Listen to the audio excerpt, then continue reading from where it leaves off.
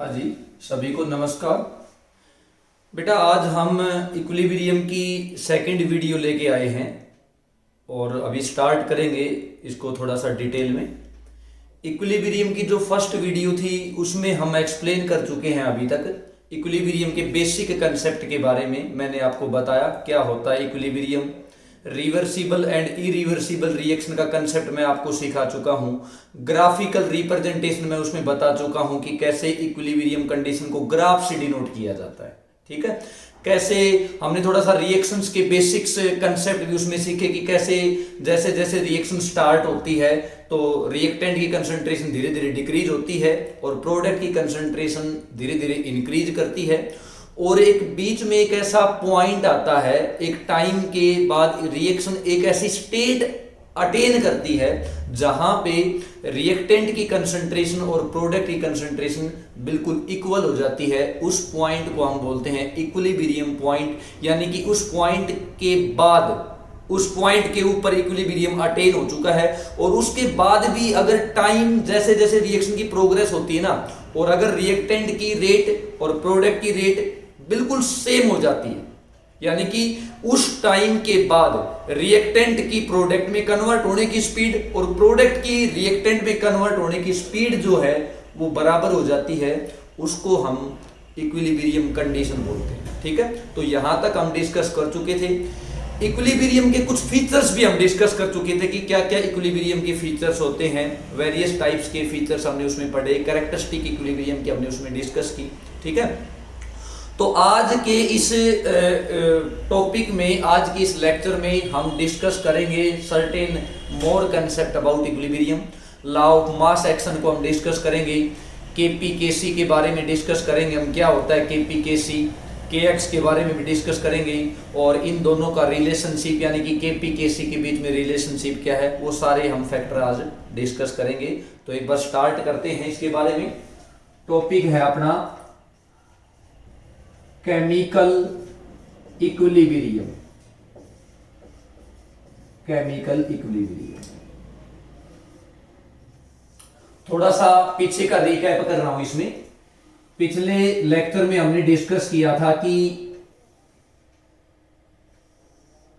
ये मैंने यहां पे कंसंट्रेशन ले ली है और यहां पे टाइम ले लिया। रिएक्टेंट की कंसंट्रेशन अपनी ऐसी आई थी,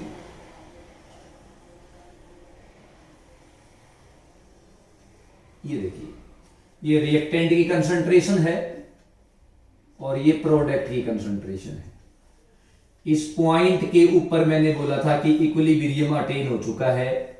इस पॉइंट को मैं बोल दूंगा इक्विलिब्रियम पॉइंट, राइट। एक हमने ग्राफ ऐसे बनाया था, ये टाइम, यहां पे कंसंट्रेशन ले लेता हूं,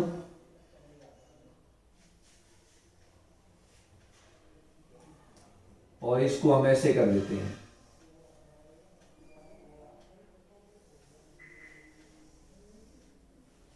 ये रिएक्टेंट की कंसंट्रेशन, ये प्रोडक्ट की कंसंट्रेशन। इस पॉइंट के बाद, इस पॉइंट को मैं इक्विलिब्रियम पॉइंट बोल देता हूं, और ये देखो कंसंट्रेशन कांस्टेंट हो गई है। एक ग्राफ हमने ये बनाया था, यहां पे टाइम, यहां पे कंसंट्रेशन,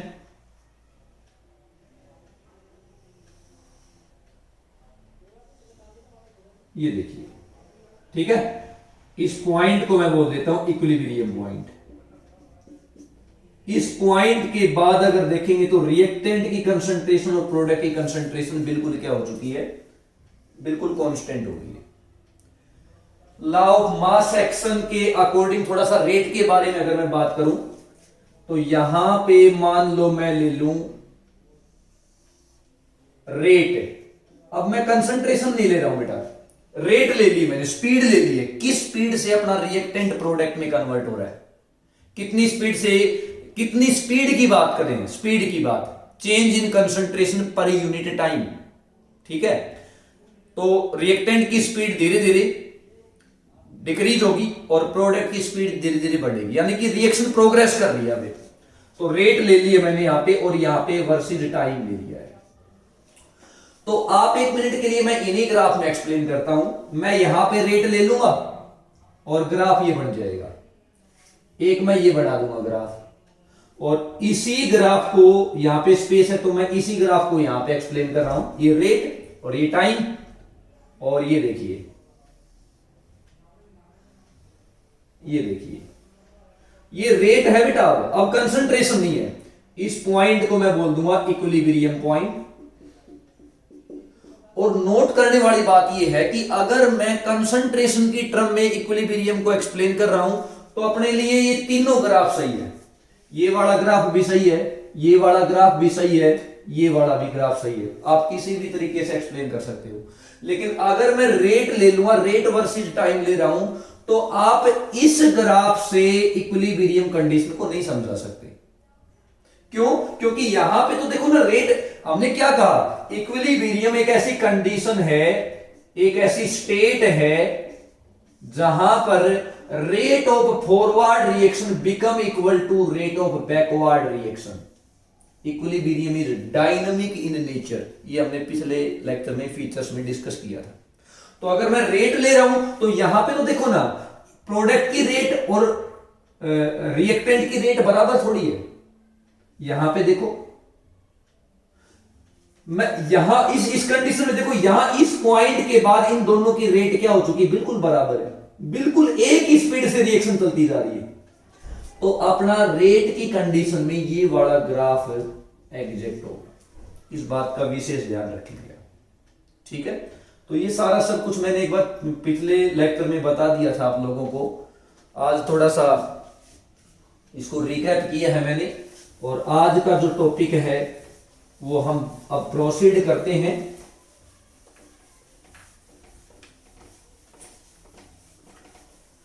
तो केपीकेसी के कंसेप्ट को हम समझेंगे।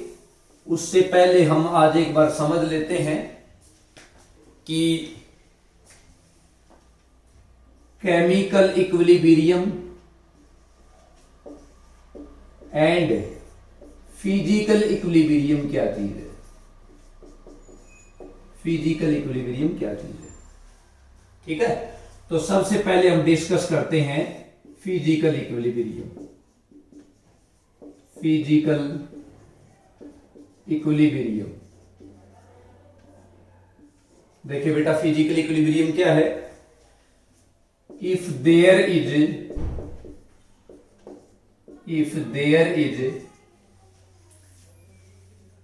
चेंज इन फेज ओनली, केवल फेज में चेंज हो रहा है बेटा, कोई केमिकल रिएक्शन नहीं हो रही है। आपका सॉलिड लिक्विड में कन्वर्ट हो गया, यानी कि कन्वर्ट तो हो गया, लेकिन एक टाइम के बाद आपका लिक्विड वाला फेज और सॉलिड वाला फेज इक्विलिब्रियम पे आ गया। सॉलिड की लिक्विड में कन्वर्ट होने की स्पीड और लिक्विड की सॉलिड में कन्वर्ट होने की स्पीड बराबर होगी, यानी कि उन दोनों के बीच में इक्विलिब्रियम स्टैब्लिश हो गया है। 0 डिग्री सेल्सियस पे, प्रैक्टिकल एग्जांपल दे रहा हूं आपको, 0 डिग्री सेल्सियस पे 273 केल्विन यानी कि एंड 1 atm प्रेशर पे जो वाटर सॉलिड फॉर्म में आइस, क्योंकि आइस का जो मेल्टिंग पॉइंट है वो भी 0 डिग्री सेल्सियस है और वाटर का जो फ्रीजिंग पॉइंट है वो भी 0 डिग्री सेल्सियस है। तो 0 डिग्री सेल्सियस पे और 273 केल्विन जो अपना टेम्परेचर मैं केल्विन में कह लूं एंड 1 atm प्रेशर पे आइस का मेल्ट होना। सपोज करो अपने पास एक ऐसा कंटेनर है जिसमें कुछ आइस क्यूब रखे हैं और उसी टेम्परेचर उसी प्रेशर पे क्लोज्ड कंटेनर के अंदर मैंने लिक्विड वाटर भी डाल रखा है, तो वो दोनों इक्विलिब्रियम में एग्जिस्ट करेंगे। वाटर को 0 डिग्री टेम्परेचर मिलेगा, कॉन्टेक्ट में आएगा आइस के तो फ्रीज हो जाएगा, और जो ऑलरेडी सॉलिड आइस है वो जैसे ही वाटर के कांटेक्ट में आएगी वो मेल्ट हो जाएगी। दोनों इक्विलिब्रियम कंडीशन पे चल रहे हैं, ठीक है। तो वहां पे केवल फेज चेंज हुआ है, solid ice convert into liquid water, liquid water simultaneously convert into solid ice, और दोनों इक्विलिब्रियम पे हैं। तो वहां पे मैं बोलूंगा कि वो फिजिकल इक्विलिब्रियम वहां पे, ठीक है। तो मैंने लिखा if there is change in phase only, और आप ऐसे भी लिख सकते हो और there is change in allotropic form. Allotropic form, allotropes के बारे में आप जानते होंगे। केमिकली कंपाउंड सेम होता है, केमिकली सब्सटेंस सेम होता है, एक ही टाइप के एटम से बना हुआ है, लेकिन उसकी जो स्ट्रक्चरल फीचर्स होते हैं वो अलग होते हैं, जिसकी वजह से फिजिकल प्रॉपर्टी अलग हो जाती है। ठीक है, एग्जाम्पल दे रहा हूं कुछ इसके कुछ एग्जाम्पल दे रहा हूं। अपने पास कार्बन 3 एलोट्रोपिक फॉर्म में पाया जाता है। एक तो होता है डायमंड, ठीक है, एक होता है ग्रेफाइट, और एक होता है Buckminster fullerene. Buckminster fullerene, Buckminster fullerene, जिसको हम C60 मॉलिक्यूल भी बोलते हैं, C60। ये कार्बन के एलोट्रोप है, क्रिस्टलाइन एलोट्रोप है। ठीक है, तो बेटा अगर अपना ग्रेफाइट कन्वर्ट हो रहा है डायमंड में, और डायमंड है ग्रेफाइट में कन्वर्ट हो रहा है इक्विलिब्रियम में दोनों, तो यहां पे केवल फिजिकल इक्विलिब्रियम एस्टैब्लिश कर रहा है, कोई केमिकल रिएक्शन नहीं हो रही। ग्रेफाइट भी कार्बन है, डायमंड भी कार्बन, तो आप इसको फिजिकल इक्विलिब्रियम बोल सकते हैं, क्योंकि एलोट्रोपिक चेंज हो रहा है। राइट, आप फॉस्फोरस का एग्जांपल ले सकते हो, P4। फॉस्फोरस के 3 एलोट्रोप पाए जाते हैं। एक होता है व्हाइट फॉस्फोरस, ठीक है, एक होता है रेड फॉस्फोरस, और एक होता है ब्लैक फॉस्फोरस। ब्लैक फॉस्फोरस ये बहुत ज्यादा रिएक्टिव होता है, ये सबसे कम रिएक्टिव होता है, सबसे स्टेबल फॉर्म है ब्लैक फॉस्फोरस। एंगुलर स्ट्रेन होता है, पिरामिडल इसकी स्ट्रक्चर होती है, तो एंगुलर स्ट्रेन की वजह से ये बहुत ज्यादा रिएक्टिव होता है। ठीक है, ये जब भी ब्लॉक्स वगैरह वाला टॉपिक आएगा, जब पीरियोडिक क्लासिफिकेशन हम पढ़ेंगे पी ब्लॉक के बारे में सेपरेट, तो जो नाइट्रोजन फैमिली आएगी उसमें डिटेल्स इनकी प्रॉपर्टी पढ़ेंगे। ठीक है ना, फिलहाल तो मैं ये बोल रहा था कि व्हाइट फॉस्फोरस अगर ब्लैक फॉस्फोरस में कन्वर्ट हो रहा है, ब्लैक फॉस्फोरस व्हाइट में कन्वर्ट हो रहा है, और दोनों इक्विलिब्रियम कंडीशन में है, वो स्टेट अटेन हो गई है, मान लीजिए, सपोज कीजिए, मैं इसको बोलूंगा कि यहाँ पे केवल एलोट्रोप्स का चेंज हुआ है, एलोट्रोप्स एक दूसरे में चेंज हुए, इंटर कन्वर्ट हुए। So this is the example of physical equilibrium. Right, ozone का एग्जांपल ले लो आप। ऑक्सीजन है वो 2 एलोट्रोपिक फॉर्म में पाया जाता है, या तो डाइऑक्सीजन जैसा कि एटमॉस्फेयर में होता है, और स्ट्रेटोस्फीयर में एक लेयर पाई जाती है जिसे हम O3 बोलते हैं, ओजोन बोलते हैं। राइट, जब यूवी रेज इंटरेक्ट करती हैं ऑक्सीजन के साथ, तो वहां पे एक फ्री रेडिकल मैकेनिज्म होता है, जिसकी वजह से ऑक्सीजन अपना कन्वर्ट हो जाता है O3 के अंदर। राइट, तो बेटा ये सब चीजें है ना, मतलब ये सारा जो भी इंटर कन्वर्जन, मैंने कुछ एग्जांपल यहाँ पे देने की कोशिश की है, जिससे आपको एलोट्रोप्स एक दूसरे के अंदर चेंज होने का जो ये एक कंसेप्ट है ये समझ में आ जाए, तो यहाँ पे आप बोल सकते हो फिजिकल इक्विलिब्रियम हुआ है। ठीक है, मैं फेज का एग्जांपल और दे दूं आपको। मान के चलो अपने पास है ना सॉलिड कन्वर्ट हुआ है लिक्विड के अंदर। राइट, ये देखो solid equilibrium with liquid. Example इसका ऐसे दे देता हूं, H2O solid is equilibrium with H2O liquid. Right, तो आप इसको क्या बोल सकते हो, यहां पे तो केवल फेज चेंज हुआ है, केमिकली कंपाउंड पहले जो आइस है वो भी वाटर है, और जो लिक्विड है वो वीक फॉर्म में है वो भी क्या है, वाटर ही है, तो इसको फिजिकल इक्विलिब्रियम बोलूंगा, केवल स्टेट में चेंज आया हुआ है। ठीक है, और एग्जांपल ले लो इसका, वाटर लिक्विड को हीट कर दिया हमने, और हीट करके उसको वेपर फॉर्म में चेंज कर दिया। मैंने G लिखा, आप यहाँ पे V भी लिख सकते हो, V का मतलब वेपर फॉर्म में चेंज कर दिया। ठीक है, 373 केल्विन एंड 1 atm प्रेशर पे जब वाटर का जो वेपर में कन्वर्ट होगा, तो उस वेपर की एक डायनेमिक इक्विलिब्रियम कंडीशन आएगी, जहां पे rate of condensation of vapour and rate of evaporation of liquid water वो डायनेमिक इक्विलिब्रियम में आ जाएगा। उस टाइम पे प्रेशर कांस्टेंट हो जाएगा, और वाटर का जो वेपर प्रेशर है, यानी कि वाटर की जो वेपर्स बनी हैं, तो उनकी वेपर्स की वजह से वेपर प्रेशर होगा। राउल्ट लॉ में डिटेल से पढ़ेंगे, इसे 12th में टॉपिक आएगा एक राउल्ट लॉ, उसकी भी मैं यहाँ पे जब वो आएगा टॉपिक उसमें डिटेल से पढ़ेंगे हम सॉल्यूशन यूनिट में। तो कहने का मतलब है जब वाटर जो वेपर्स बनाएगा उन वेपर्स की वजह से जो वेपर प्रेशर एग्जिस्ट होगा वो इक्वल हो जाता है किसके, एटमॉस्फेरिक प्रेशर पे। और ऐसा कब होता है, ऐसा होता है बेटा 100 डिग्री सेल्सियस पे, यानी कि उस टाइम पे अपना वाटर बॉयल हो जाएगा।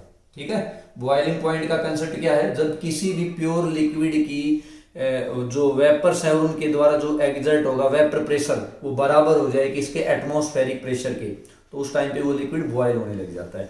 तो यहाँ पे लिक्विड और ये जो वेपर फॉर्म है ये दोनों इक्विलिब्रियम कंडीशन में है। ये मैंने क्लोज्ड कंटेनर के अंदर ये एक्सपेरिमेंट मान लो किया है। ठीक है, तो यहाँ पे भी किसका एग्जाम्पल है, फिजिकल इक्विलिब्रियम का एग्जाम्पल है। राइट, आप कोई भी सब्लिमेशन का एग्जाम्पल ले लीजिए। आप मान लो मेरे पास आयोडीन सॉलिड है, I2 सॉलिड, और ये इक्विलिब्रियम में है किसके, I2 गैस के, तो यहाँ पे ये सब्लिमेशन का एग्जाम्पल है। यहाँ पे एक दूसरे के अंदर क्या है, इक्विलिब्रियम में। तो बेटा यहाँ पे इन शॉर्ट हम ये बोलेंगे जब कोई नया केमिकल कंपाउंड नहीं बना है और केवल फिजिकल स्टेट इक्विलिब्रियम में, तो उसको हम क्या बोलते हैं, फिजिकल इक्विलिब्रियम बोलते हैं। Right, okay, now we will discuss about the chemical equilibrium. Chemical equilibrium क्या चीज है, इसे मैं ऐसे लिखा रहने देता हूं केमिकल इक्विलिब्रियम को।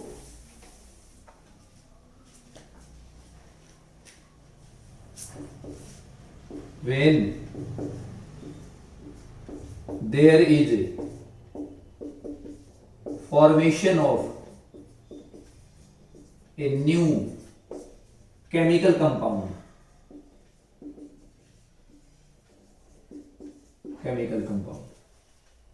और वो इक्विलिब्रियम कंडीशन पे आ गए, इसको ऐसे भी लिख दूं, when existing bonds are broken and new bonds are formed, इसका मतलब कोई केमिकल रिएक्शन हुई है अपनी वहां पे। एग्जाम्पल दे रहा हूं, N2 gas plus H2 gas equilibrium में है 2NH3 gas, Bosch and Haber process, ammonia की फॉर्मेशन। आप ये देखो ना, नाइट्रोजन है, हाइड्रोजन है, रिएक्टेंट कन्वर्ट हो गया किसमें, एक न्यू कंपाउंड में, अमोनिया बन गया। लेकिन बेटा दोनों के दोनों इक्विलिब्रियम कंडीशन पे मान लो एग्जिस्ट कर रहे हैं। ठीक है, क्लोज्ड कंटेनर में रिएक्शन हो रही है। ये तो मैंने आपको कंडीशन बता दी थी। इक्विलिब्रियम आप कोई भी चीज में दिखा रहे हैं तो वहां पे एक कंडीशन है कि आपके जो रिएक्शन है, आपका जो भी चेंज हो रहा है, चाहे फिजिकल हो चाहे केमिकल हो, वो क्लोज्ड कंटेनर में होना चाहिए। अगर क्लोज्ड कंटेनर में नहीं करोगे तो आपका प्रोडक्ट एस्केप आउट हो जाएगा।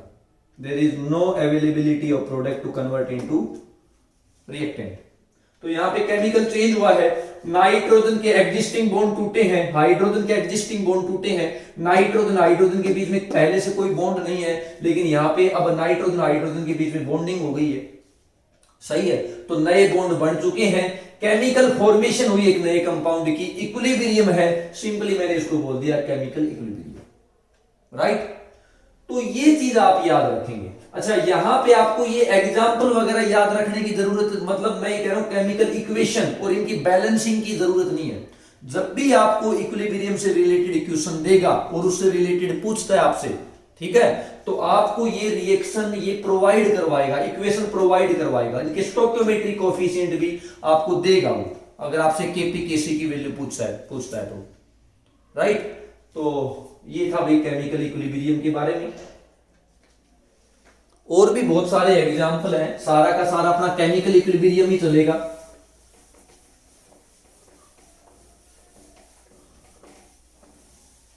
इसी में एक कंसेप्ट आता है होमोजीनस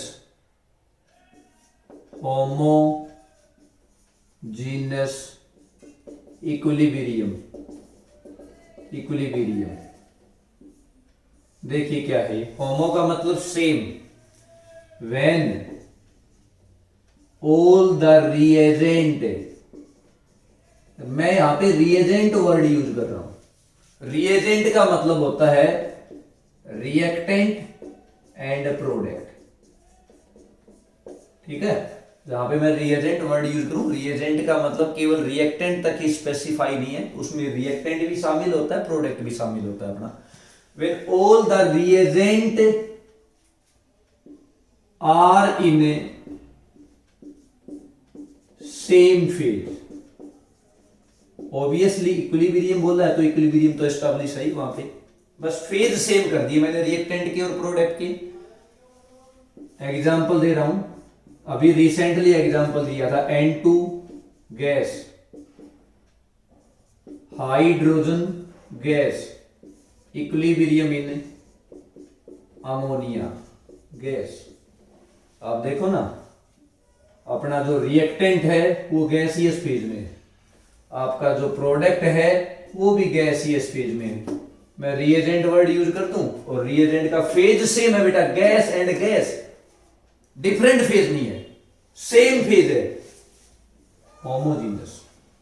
और एग्जांपल देता हूं, मैंने ले लिया CH3COOC2H5, ठीक है, इथाइल इथेनोएट, एस्टर ले लिया बेटा मैंने, एस्टर, इसकी हाइड्रोलिसिस की मैंने, तो एस्टर जो है वो अपना लिक्विड फेज के अंदर है, वाटर है वो भी लिक्विड फेज के अंदर है, और जब इसकी हाइड्रोलिसिस में करूंगा तो ये कन्वर्ट हो जाएगा कार्बोक्सिलिक एसिड में, इथेनोइक एसिड में, लिक्विड है, प्लस में क्या बनेगा, इथेनॉल C2H5OH, किस फॉर्म में है, लिक्विड फेज के अंदर है। आपका जो रिएक्टेंट है वो देखो एक बार ध्यान से ऑब्जर्व करो, लिक्विड लिक्विड है, आपका जो प्रोडक्ट है वो किस में है, लिक्विड फेज के अंदर है, liquid liquid. According to concept, when reagent are in same phase, liquid and liquid, no different phase, this is the example of homogeneous equilibrium, right? Hydrolysis of ester and many more example.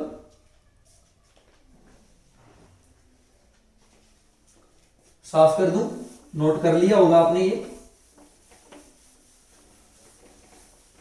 इसके बाद आता है अपना heterogeneous equilibrium.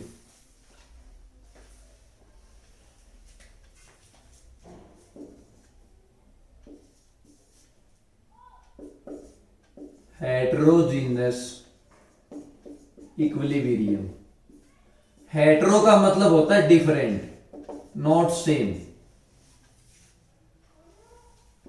When all the reagent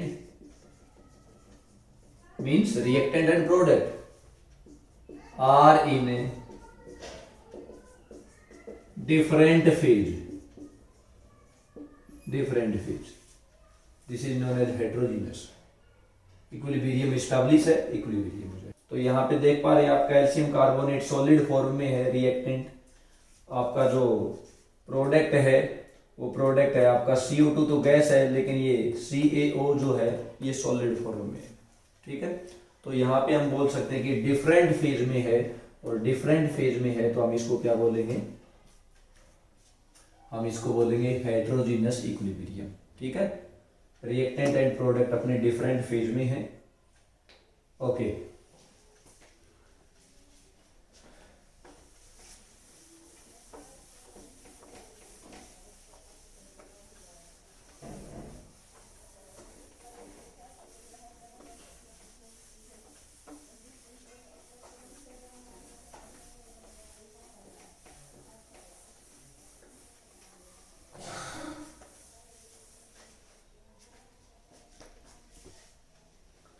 अभी हम start कर रहे हैं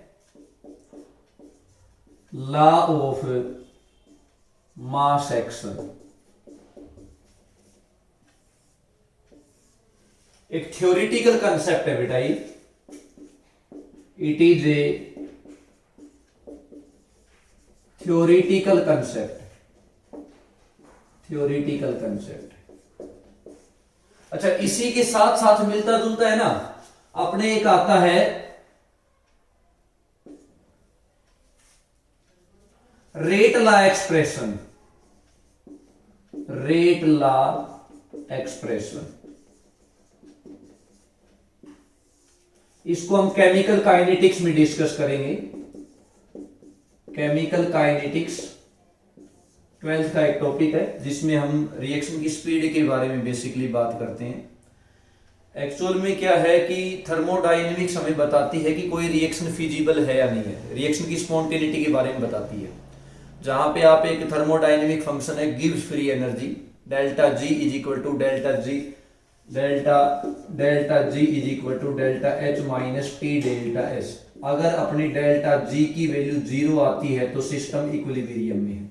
डेल्टा जी की वैल्यू पॉजिटिव आती है तो रिएक्शन नॉन स्पॉन्टेनियस है, और अगर डेल्टा जी की वैल्यू नेगेटिव आती है तो उस रिएक्शन को हम बोलते हैं स्पॉन्टेनियस रिएक्शन, यानी कि वो रिएक्शन फिजिबल है। राइट। इक्विलिब्रियम की कंडीशन की भी हमने बता दी कि कितने टाइम के बाद अपना इक्विलिब्रियम अटेन हो जाएगा। ठीक है।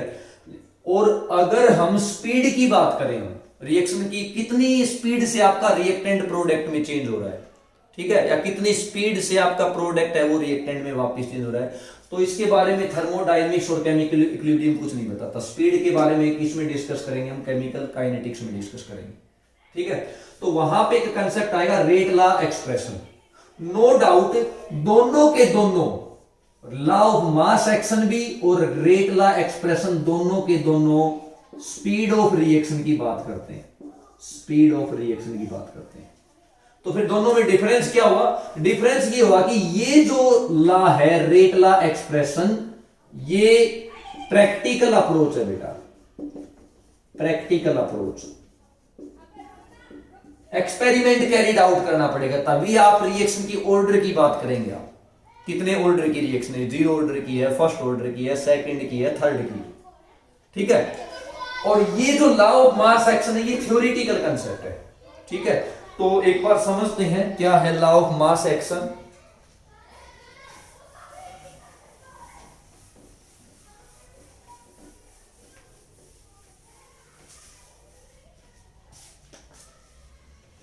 लॉ ऑफ मास एक्शन कहता है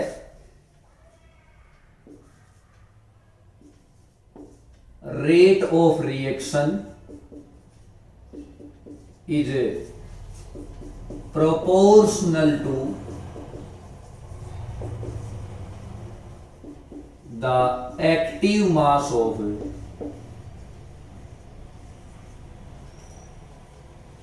reactant in which stoichiometry coefficient are raised to the power। क्या मीनिंग हुआ इसका? मान के चलो मेरे पास एक एग्जांपल ले रहा हूं इसका। मेरे पास A है, इक्विलिब्रियम में है B के साथ, राइट। ये अपना रिएक्टेंट है, ये अपना प्रोडक्ट है। तो इक्विलिब्रियम आ गया तो मैं बोलूंगा A चेंज इनटू B। ठीक है। और simultaneously B convert into A। इसको ऐसे लिख देता हूं, A कन्वर्ट इनटू B। दो कंडीशन में डिवाइड कर दिया मैंने, A B में चेंज हो रहा है और B A में चेंज हो रहा है। ठीक है। इस पे लॉ ऑफ मास एक्शन लगाता हूं मैं। Rate speed is directly proportional to active mass of, यहां पे रिएक्टेंट अपना A है तो मैं इसको A लिख देता हूं। ठीक है। ये जो मैंने एक्टिव मास लिखा, एक्टिव मास लिखा, इसको एक्टिविटी भी बोल देते हैं। इसको रिप्लेस कर दिया मैंने कंसंट्रेशन के साथ नाउअडेज। एक्टिविटी का बेसिकली मीनिंग ये है that is beyond our syllabus, concentration divided by standard concentration. ठीक है। तो यहाँ पे एक्टिविटी की जगह मैंने कंसंट्रेशन ले लिया है। ठीक है। तो rate is directly proportional to concentration of A, और यहाँ पे क्या हो जाएगा, rate of reaction is directly proportional to concentration of B. यहाँ पे अब अपना जो अपना रिएक्टेंट का काम कर रहा है वो कौन कर रहा है, बी कर रहा है। इस रिएक्शन के लिए तो रिएक्टेंट बी है अपना, तो बी कर दिया। मान लो सपोज करो मैं यहाँ पे 2a कर देता, स्टोक्योमेट्री 2, तो 2a इसकी भी जब ये 2 गुनी स्पीड से कम होगा तो ये 2 गुनी स्पीड से डबल स्पीड में क्या होगा, बढ़ना स्टार्ट कर देगा, एंड वाइस वर्सा। तो अब इसकी स्टोक्योमेट्रिक कोएफिशिएंट 2 है, तो ये क्या हो जाएगा अपना 2a चेंज इंटू 2b, और ये हो जाएगा 2b चेंज इंटू 2a, और यहां पे रेट क्या हो जाएगी, अब इसकी स्टोक्योमेट्री 2 है यानी कि ये पावर में चला जाएगा। अब इसकी स्टोक्योमेट्री 2 है तो ये स्टोक्योमेट्री इसके पावर में चली जाएगी। भाई मैं इसको ऐसे भी तो लिख सकता हूं ना, मैं इसको ऐसे भी लिख सकता हूं, rate is directly proportional to product of active mass of A. इसको ऐसे भी तो लिख सकता हूं, A in concentration of A into concentration of A double A. तो इसको मैं ऐसे भी तो कर दूंगा mathematically, R is directly proportional to A की कंसंट्रेशन मल्टीप्लाई बाय ए की कंसंट्रेशन, ए की पावर क्या हो जाएगी 2 हो जाएगी। तो इसी को मैंने यहां पे ऐसे एक्सप्रेस किया, ठीक है। तो लॉ ऑफ मास एक्शन आपको समझ में आया बेटा। अच्छा, इसी को थोड़ा सा है ना मैं यहां पे एक्सटेंड करता हूं, अब मैं इसी को थोड़ा सा एक्सटेंड करता हूं, मैं यहां पे ऐसे लिख रहा हूं, मैं इसको ऐसे लिख रहा हूं अब यहां पे mathematically, rate is equal to, अब प्रोपोर्शनलिटी की जगह कांस्टेंट आएगा, चूंकि अपनी ये फॉरवर्ड रिएक्शन है और ये बैक साइड आएगा तो ये अपनी बैकवर्ड रिएक्शन है, ये फॉरवर्ड ये ऐसे बैकवर्ड, तो यहां पे कांस्टेंट आ जाएगा के,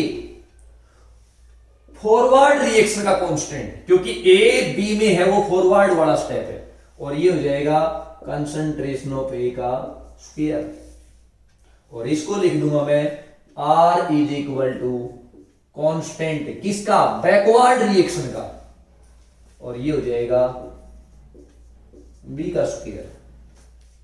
ये फॉरवर्ड रिएक्शन की रेट है तो इसको बोल दूंगा आर एफ, और ये बैकवर्ड रिएक्शन की रेट है तो इसको बोल दूंगा R B. Rate of backward reaction is equal to K B into concentration of B का square. Rate of forward reaction is equal to K F into concentration of A का square. इसको आप बोल दोगे के एफ को rate constant for forward reaction, और इसको बोल दोगे आप rate constant for backward reaction. और भाई जब इक्विलिब्रियम की बात कर रहे हैं तो rate of forward reaction become equal to rate of backward reaction. ये 2 रिजल्ट आप याद रखेंगे, भूलना नहीं है। इसको अभी मैं साफ करके दोबारा लिखता हूं, एक बहुत ही इंपॉर्टेंट कंक्लूजन अपने पास आएगा।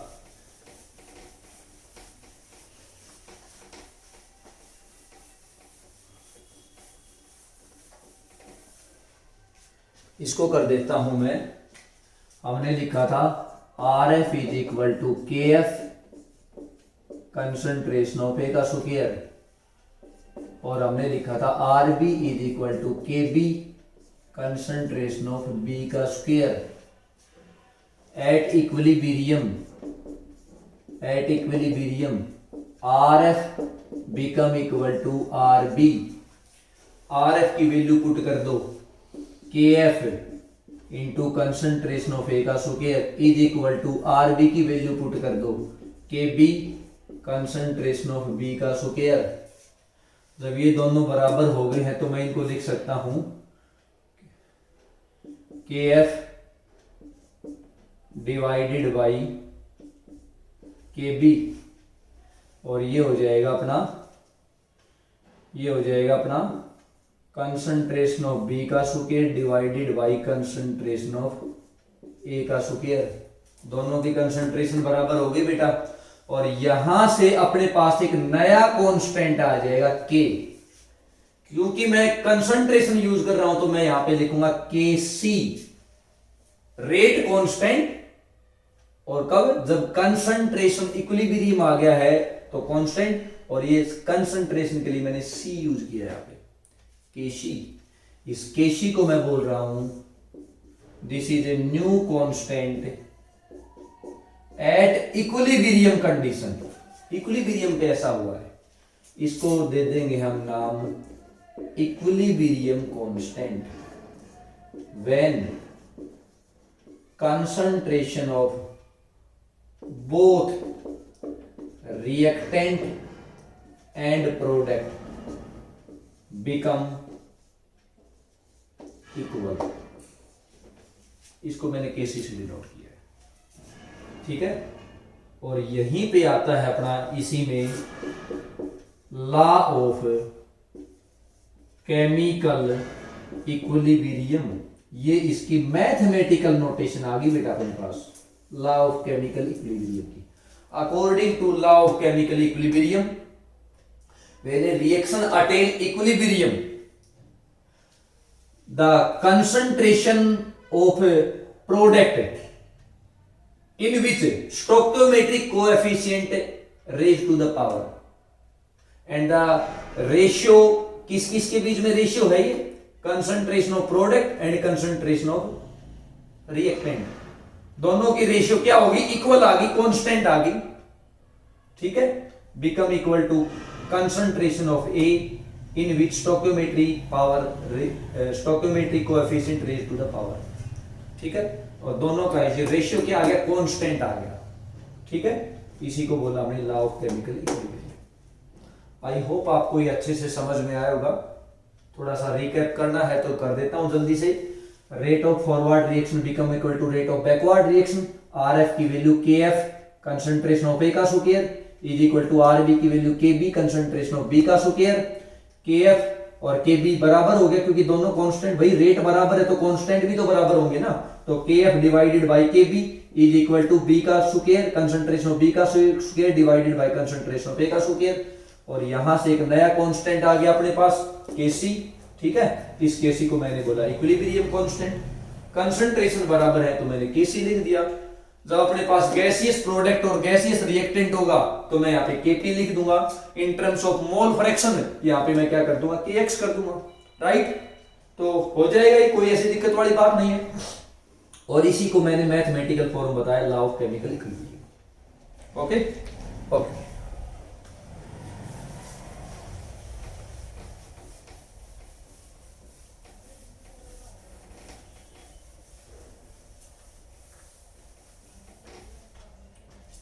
इसी में एक एग्जांपल और ले रहा हूं मैं।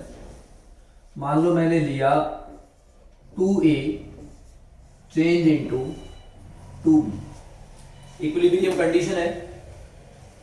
इसके लिए मैं स्टोइकियोमेट्रिक कोएफिशिएंट लिख देता हूं, इसका भी 2 है, इसका भी 2 है, राइट।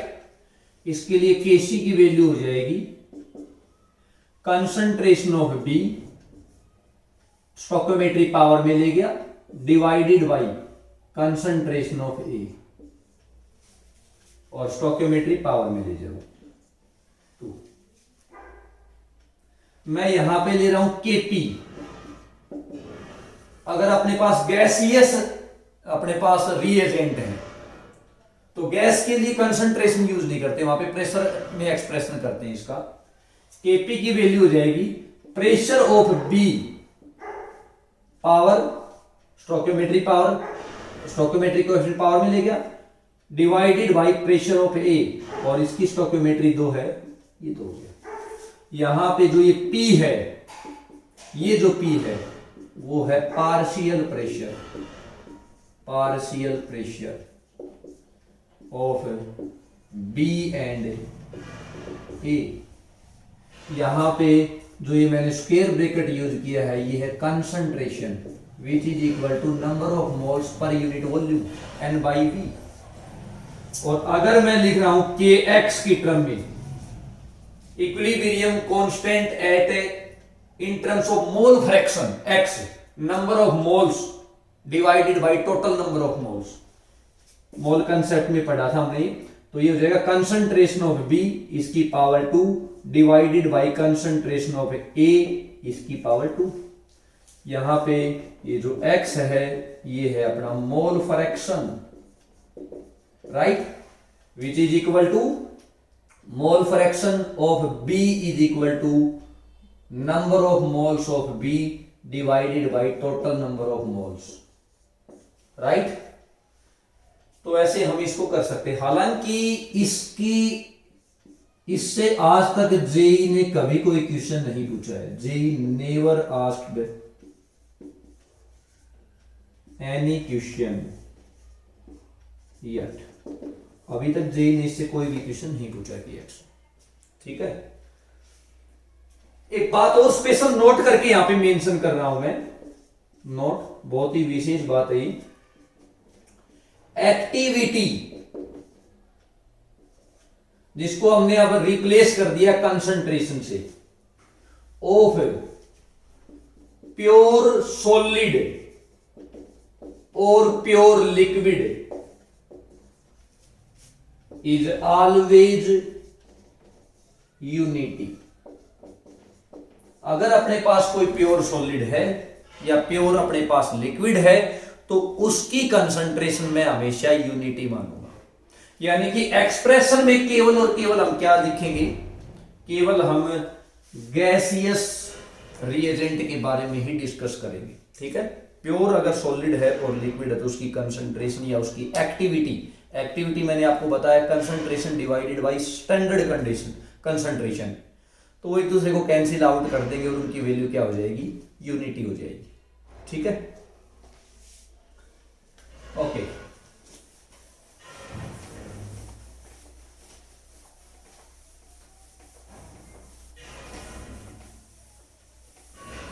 या फिर आप ऐसे भी कर सकते हो, एक रीजन इसका और भी है। मान लो मेरे पास कोई प्योर सब्सटेंस है और ये मान लो सॉलिड फेज में है या फिर मान लो लिक्विड फेज में है, गैस में नहीं है, not gas, not in A gaseous phase, क्योंकि गैसियस फेज में तो मैं प्रेशर दूंगा ना, कंसंट्रेशन से एक्सप्रेस थोड़ी करेंगे उसे। तो मैंने बोला आपको कंसंट्रेशन का फार्मूला क्या होता है, N by V, number of moles per unit volume. ध्यान से समझेंगे कि मैं अब उस चीज की एक्सप्लेनेशन दे रहा हूं कि हमने उनकी कंसंट्रेशन को यूनिटी क्यों मान लिया है। तो कंसंट्रेशन का फार्मूला क्या लिखा मैंने, number of moles per unit volume, ठीक है, मोलर कंसंट्रेशन। अब नंबर ऑफ मोल क्या होता है, N की वैल्यू होती है W by M, given mass divided by molar mass, और इसके डिवाइड में क्या आ जाएगा, ये वॉल्यूम ऑफ सॉल्यूशन, ठीक है, इन लीटर। अब ये अपना जो है W बाई M, इसको मैं ऐसे कर देता हूं W डिवाइडेड बाई M, और ये ऊपर जाएगा तो ये हो जाएगा 1 बाई V इन लीटर। इसको मैं ऐसे कर देता हूं W डिवाइडेड बाई, और ये V लीटर ऐसे कर देता हूं मैं, और ये हो जाएगा into 1 by capital M, right. इसको ऐसे कर सकता हूं मैं रीअरेंज करके, W by V mass divided by volume, अपनी क्या होती है, डेंसिटी होती है, M बाई V। तो ये आ गया density into 1 by M। 1 by M क्या है, मोलर मास है। किसी भी प्योर सब्सटेंस का मोलर मास बेटा फिक्स होता है, राइट। मान लो मेरे पास कैल्शियम कार्बोनेट है 100 ग्राम, उसका मोलर मास चेंज थोड़ी हो जाएगा भाई। मेरे पास क्विक लाइम है CaO, उसका मोलर मास चेंज थोड़ी हो जाएगा। मेरे पास इथेनॉल है, लिक्विड फॉर्म में है, तो उसका मोलर मास चेंज थोड़ी हो जाएगा। मेरे पास लिक्विड वाटर है या सॉलिड आइस है, तो 18 ग्राम उसका क्या है, उसका अपना मोलर मास है। एसिटिक एसिड का 60 ग्राम मोलर मास हम क्या करते हैं, हालांकि वो डाइमराइज होके अपना एबनॉर्मल मोलर मास 120 ग्राम शो करता है, वो अलग टॉपिक है अपना, ठीक है ना। तो कहने का मतलब किसी भी प्योर सब्सटेंस का अपने पास मोलर मास क्या रहेगा, फिक्स रहेगा, और प्योर सब्सटेंस की डेंसिटी भी क्या रहेगी, फिक्स रहेगी। डेंसिटी क्या है, एक अपनी इंटेंसिव प्रॉपर्टी है, बार बार चेंज थोड़ी होती है, मास पे डिपेंड थोड़ी करती है, उसका मास कितना ले लेगा। भाई समझ में आ रहा है कंसेप्ट अपना। मान लो मेरे पास वाटर है, तो वाटर की डेंसिटी फिक्स है 1 ग्राम पर सेंटीमीटर क्यूब। मेरे पास मरकरी है 13.6 ग्राम पर सेंटीमीटर क्यूब, ये डेंसिटी फिक्स है। तो मेरे पास जब डेंसिटी फिक्स है, ये चीज मेरे पास कांस्टेंट है, ये चीज मेरे पास कांस्टेंट आ रही है, फिक्स आ रही है, तो कांस्टेंट मल्टीप्लाई बाय कांस्टेंट क्या रहेगा, कांस्टेंट रहेगा, फिक्स रहेगा। इसलिए मैं सॉलिड और लिक्विड की जो ये मोलर कंसंट्रेशन है, ये क्या है, मोलर कंसंट्रेशन का ही तो एक्सप्रेशन किया मैंने, यूनिट ही लूंगा मैं, ठीक है। तो ये इसका एक एक्सप्रेशन था बेटा। आई होप आपको समझ आ रहा होगा टॉपिक। धीरे धीरे हम बढ़ते हैं केपी केसी की side.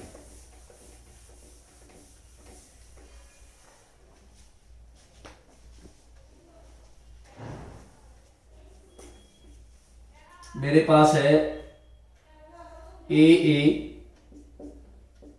B B equilibrium into C D D.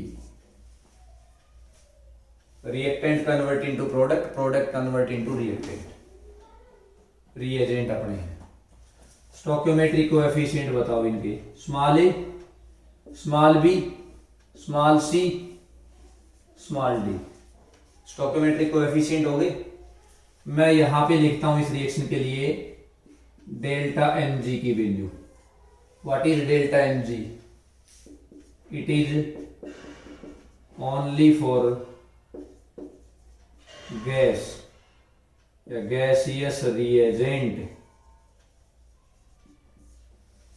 Solid और प्योर लिक्विड की तो आप कंसंट्रेशन यूनिटी कर चुके हो, तो गैस के लिए एप्लीकेबल होगा।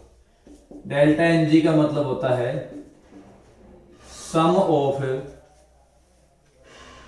Stoichiometric coefficient of gaseous product minus sum of stoichiometric coefficient of gaseous reactant, ठीक है।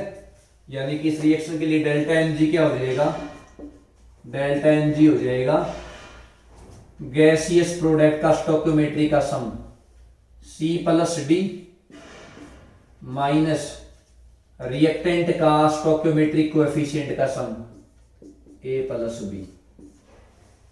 समझ में आ रहा है बेटा? कोई दिक्कत नहीं है, बिल्कुल आराम से एक बार दोबारा से देख लीजिए डेल्टा एम जी की वैल्यू मैंने कैसे निकाली है। इसके लिए केसी की वैल्यू निकालो।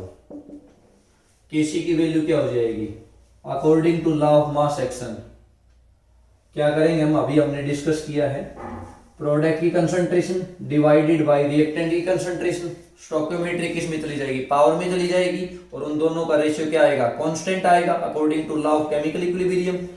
तो केसी की वैल्यू मैं निकाल रहा हूं concentration of C, stoichiometry power में C, into concentration of D, stoichiometry power में डी, डिवाइडेड बाय क्या लिखूंगा, concentration of A, stoichiometry power में A, concentration of B, stoichiometry power में। बोलो, बेस सेम है तो पावर ऐड हो जाएगी, तो मैं इसको कर सकता हूं concentration of C multiply by concentration of D, divide में क्या कर दूं, इसको कर दूं मैं concentration of A and concentration of B, और ये हो जाएगा सी प्लस डी माइनस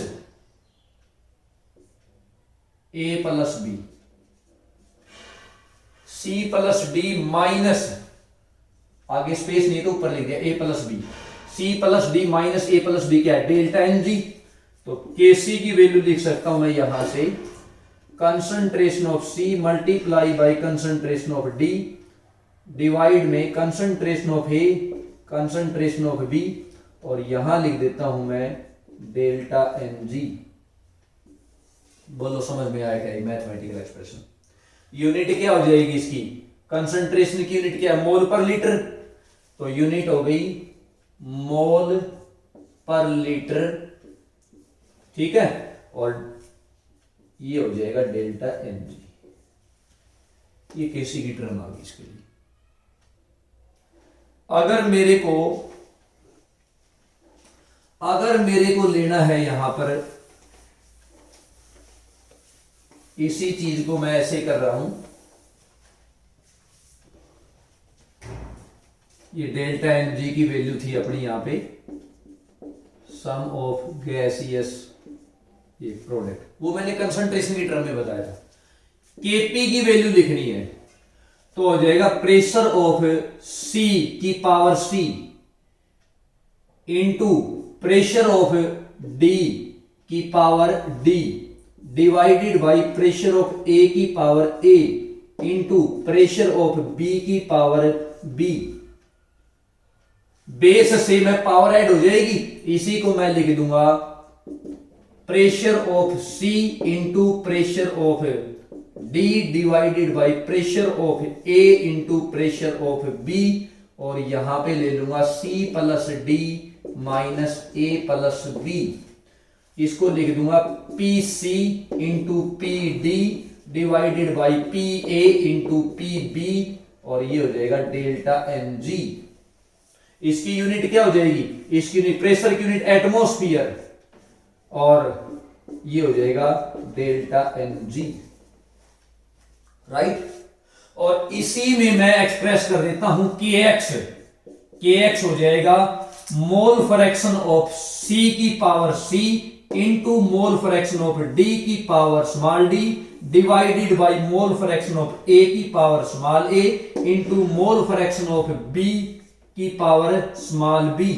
और यहां पे मैं इसको यहां पे कर दूंगा X C into X D divided by X A into X B, और ये हो जाएगा अपना डेल्टा एन जी। ये लो भाई, मोल फ्रैक्शन अपना यूनिट लेस होता है, यूनिट लेस।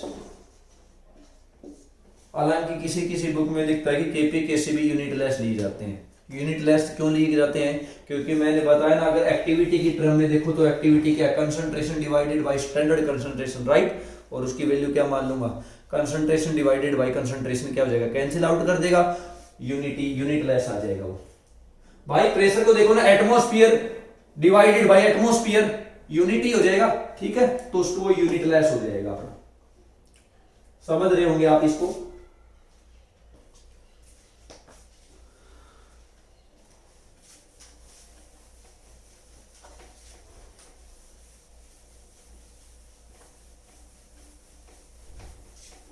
और इसी को कंक्लूड करते हैं हम।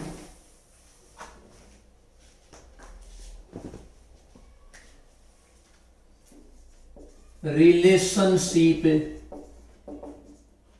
बिटवीन केपी एंड केसी, क्या रिलेशनशिप है इनके बीच में। मैं एक एग्जांपल दे रहा हूं, X X equilibrium with Y Y, stoichiometric coefficient बताओ इनके लिए, small X small Y, delta N G की वैल्यू बताओ, डेल्टा एन जी की वैल्यू हो जाएगी Y minus X, Y minus small Y minus small X. KC की value लिखो इसके लिए, केसी की वैल्यू हो जाएगी कंसंट्रेशन ऑफ वाई इसकी power small Y divided by concentration of X इसकी पावर स्मॉल एक्स। ओके, इसको मैं कर सकता हूं केपी की value pressure of Y power small Y divided by pressure of X इसकी power small X. No doubt, ये तो हम पहले भी कर चुके हैं, बहुत सारे एग्जांपल ले लिए हम तो। For ideal gas, for ideal gas हम लिखेंगे PV is equal to NRT. P की वैल्यू क्या हो जाएगी, N divided by V R T. P is equal to N by V को क्या लिख सकता हूं, कंसंट्रेशन आर टी, राइट। इसको मैं कर दूंगा P इज इक्वल टू, अगर मैं कंसंट्रेशन ले रहा हूं Y की, तो यहां पे आप लिखोगे Y की कंसंट्रेशन और RT, ये प्रेशर किसका आ जाएगा, पी वाई का आ जाएगा। और अगर आप पी एक्स का निकाल रहे हो तो ये हो जाएगा कंसंट्रेशन ऑफ एक्स, और ये क्या आ जाएगा, आर टी। इन दोनों की वैल्यू को आप यहां पे पुट कर दो। यहां पे पुट करोगे तो ये क्या आ जाएगा अपने पास, पी वाई यानी कि कंसंट्रेशन ऑफ वाई इसकी पावर स्मॉल वाई, और आर टी इसकी पावर वाई, डिवाइड में पी एक्स की जगह ये वैल्यू पुट करोगे कंसंट्रेशन ऑफ एक्स इसकी power small x, R T इसकी पावर क्या हो जाएगी, स्मॉल एक्स। बेस सेम है, पावर ऐड हो जाएगी फिर से, तो ये आ जाएगा अपने पास कंसंट्रेशन ऑफ वाई। ओके, और इसको मैं कर दूंगा क्या, इसको कर देता हूं वाई, और ये हो जाएगा अपने पास कंसंट्रेशन ऑफ एक्स।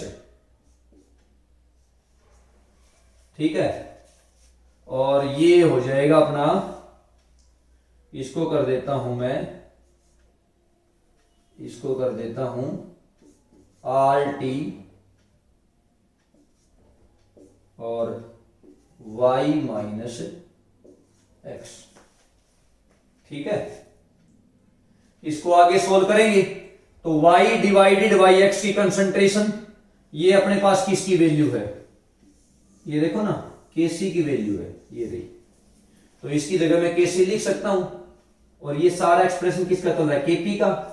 तो यहां से ये हो जाएगा Kp इज इक्वल टू, भाई यहां से देखो ना आप, Kp ये किसकी वैल्यू आ रही थी अपने पास, पी वाई की पावर वाई, पी एक्स की पावर एक्स। इसको मैंने आगे सोल्व कर दिया तो ये अपने पास सारी वैल्यू किसकी आ रही, Kp की आ रही है, ये देखो इज इक्वल टू, तो Kp इज इक्वल टू, इसकी जगह मैं क्या लिख सकता हूं, यही वैल्यू किसकी है, Kc की वैल्यू है, Kc, और आगे है आर टी, और y माइनस एक्स को हम क्या बोलते हैं, delta N G, delta N G. This is our relationship between Kp and Kc।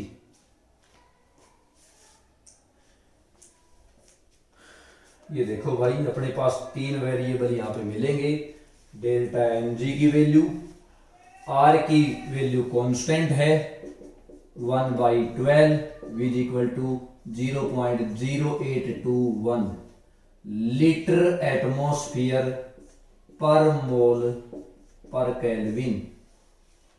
ठीक है, ये आर की वैल्यू फिक्स है। जब अपना वॉल्यूम दिया गया हो किसमें, लीटर में, और प्रेशर दिया गया हो एटीएम में, और टेम्परेचर हमेशा किसमें होगा, केल्विन में, उस टाइम पर आर की वैल्यू 1/12 होगी, 0.0821। और अगर अपने पास वॉल्यूम दे रखी है मीटर क्यूब में, और प्रेशर दे रखा है अपने को किसमें, पास्कल में या newton per metre square which is equal to pascal, और टेम्परेचर अपना दे रखा है केल्विन में, उस टाइम पे आर की वैल्यू हो जाएगी 25/3। ठीक है, जूल पर केल्विन पर मोल, ये अपनी वैल्यू है।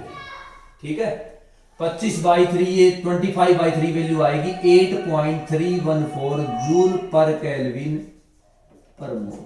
ठीक है, और टेम्परेचर, जो भी टेम्परेचर दिया जाएगा वो हमेशा केल्विन में लेना है आपको।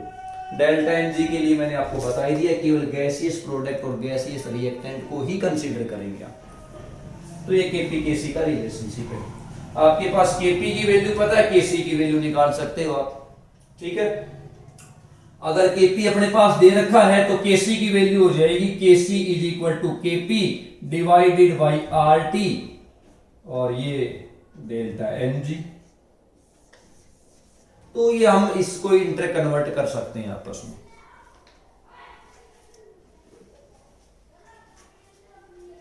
सारा एक्सप्रेशन देख लीजिए भाई, बड़ा इंपॉर्टेंट है, और इसमें नीट आईआईटी जेईई में इससे रिलेटेड क्वेश्चन पूछे गए।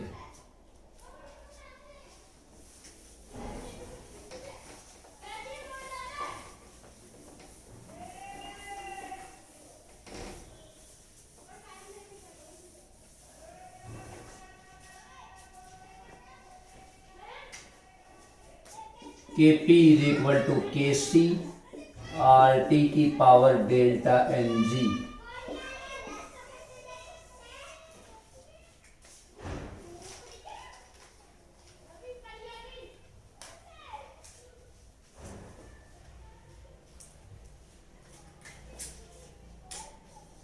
केस नंबर फर्स्ट बहुत इंपॉर्टेंट है, वेरी इंपॉर्टेंट। कंक्लूजन निकाल रहे हैं इस चीज का। अपने पास if temperature is greater than 12 kelvin, 12 kelvin से मान लो टेम्परेचर ज्यादा है, इसको डिग्री सेल्सियस में चेंज करना। डिग्री सेल्सियस में चेंज करोगे तो temperature in degree Celsius is greater than, ये आ जाएगा अपना कितना, -261 डिग्री सेल्सियस। बहुत ही कम टेम्परेचर हो गया ना ये तो भाई, इतना -261 डिग्री सेल्सियस, ये तो टेम्परेचर पॉसिबल ही नहीं है, अटेन ही नहीं कर सकते आप। आपने सुना होगा कि जो अपना सबसे मिनिमम टेम्परेचर जो अपना आया था वो 0 केल्विन आया था, -273। -273 को एब्सोल्यूट टेम्परेचर बोला गया है। वही चीज हम क्या बोल रहे हैं, थ्योरेटिकल बोल रहे हैं कि वो चीज थ्योरेटिकल है, प्रैक्टिकली उसे अटेन थोड़ी कर सकते हैं। तो जितनी भी अपनी केमिकल रिएक्शन होती है वो तो 12 केल्विन से ऊपर ही होती है, -261 से तो ज्यादा ही होगी भाई। ये तो बहुत ही कम टेम्परेचर, इतना तो अटेन ही नहीं कर सकते, इस रिएक्शन पे पॉसिबल ही नहीं है। ठीक है, तो इससे सारी रिएक्शन अपनी इस टेम्परेचर से ज्यादा हो रही है। मैंने कह दिया temperature is greater than 12 kelvin. तो यहां पे RT की वैल्यू भी क्या हो जाएगी, ग्रेटर देन 1 हो जाएगी। समझ में आ रहा है कंसेप्ट है भाई। मैं R की वैल्यू क्या ले लूं, 1/12 ले लूं, 1/12 R की वैल्यू। मैंने कहा था R की वैल्यू लेंगे हम 1/12 विच इज इक्वल टू 0.0821। तो R की वैल्यू मैंने ले ली 1/12। टेम्परेचर में 12 केल्विन से तो ज्यादा ले रहा हूं, ग्रेटर देन क्या करूंगा, 12 केल्विन टेम्परेचर। ठीक है, तो RT की वैल्यू तो क्या आएगी, 12 से 12 कट जाएगा तो, और ये वैल्यू तो 12 केल्विन से ज्यादा बता रहा हूं, तो ये वैल्यू 12 केल्विन से ज्यादा बता रहा हूं, तो RT की वैल्यू क्या आएगी, ग्रेटर देन 1 आएगी। तो मैं यहां पे 3 केस लिख रहा हूं। पहला केस है अगर डेल्टा Mg की वैल्यू मैं 0 कर दूं, पुट कर दो भाई डेल्टा Mg की वैल्यू 0। जब डेल्टा Mg की वैल्यू 0 कर दोगे, किसी की पावर 0 होती है, क्या होती है, 1 होती है, तो Kp बराबर क्या हो जाएगा, Kc। ये पहला रिजल्ट है अपना। और अगर सेकंड वैल्यू मैं डेल्टा Mg की वैल्यू ग्रेटर देन 0 कर दूं, 0 से ज्यादा कर दूं, ठीक है, तो 0 से ज्यादा करूंगा तो जैसे जैसे मैं ये वैल्यू बढ़ाता जाऊंगा तो Kp की वैल्यू भी क्या होती जाएगी, बढ़ती जाएगी। तो मैं कहूंगा Kp is greater then Kc। और तीसरा रिजल्ट मैं ले रहा हूं delta Mg is less than 0। जैसे जैसे कम करोगे डेल्टा Mg, Kp भी कम होता जाएगा, Kp is less than Kc। बहुत ही इंपॉर्टेंट रिलेशन है बेटा, ये बहुत ही इंपॉर्टेंट रिलेशन है, ऑलवेज रिमेंबर।